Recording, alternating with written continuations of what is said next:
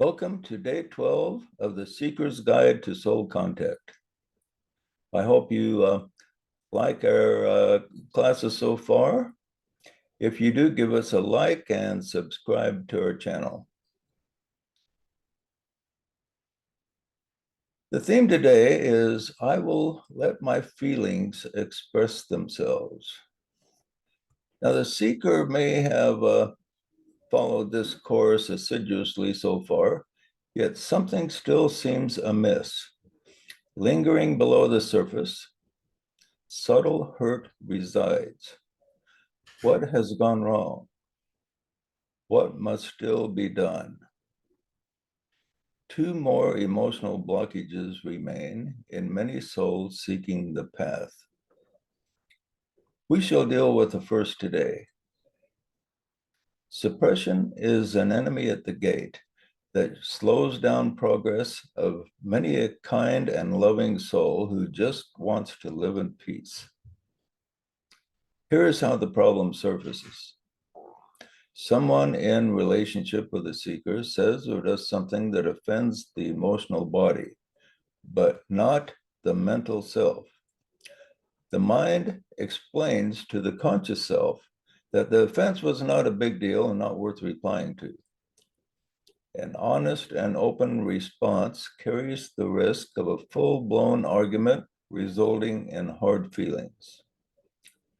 Despite the mind making this argument to the whole self, the emotional self doesn't buy it and continues to be offended. The mind notes the offensive feeling and decides to take charge. Basically, it says this to the feeling self: the offense is just not worth making a fuss over.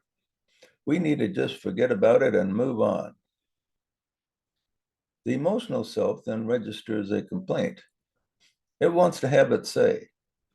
But the mind, which has more authority, puts its foot down and says, peace is more important than your hurt feelings. I'm not letting you disturb our relationship with our friend. The mind thus exerts its authority and suppresses the feeling nature and prevents it from expressing itself. After a period of what seems like peace, the mind becomes convinced it did the right thing and all seems well. The situation continues until the friend commits the same offense again. And again, the mind takes charge and commands the emotions to be quiet. This time, the negative energy held by the emotions increases. Then the offense happens 2 more times, and the mind again commands silence to the emotions. The negative feelings accumulate, and the emotional self feels it cannot contain much more. It must either release the negative emotions or send a message to the whole self by causing a disease to manifest. Finally, one more visit is paid to the friend, and he makes another offending remark.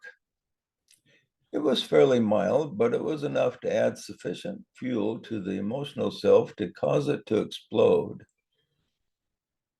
The energy was so strong that the mind could not hold it back, and the self lashed out at the friend with a fury that caused great hurt and alarm. This damaged the friendship, but it had a positive effect in that the emotional self did not have to manifest a disease.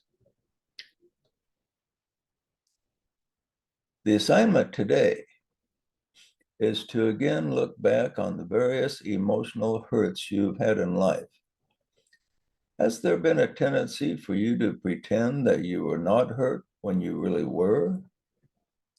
Do not hesitate at honesty here, for most have made this pretense at one time or another.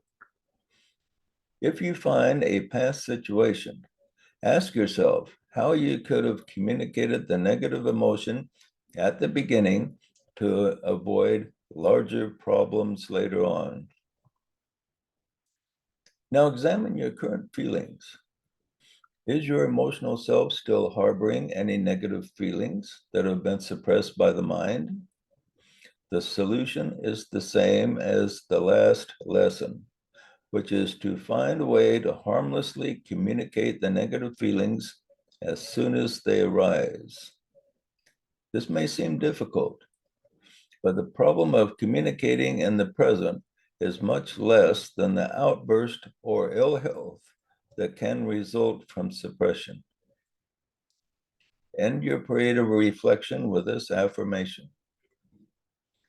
I am honest with my feelings as well as my thoughts, and this honesty will open the door to greater light and love.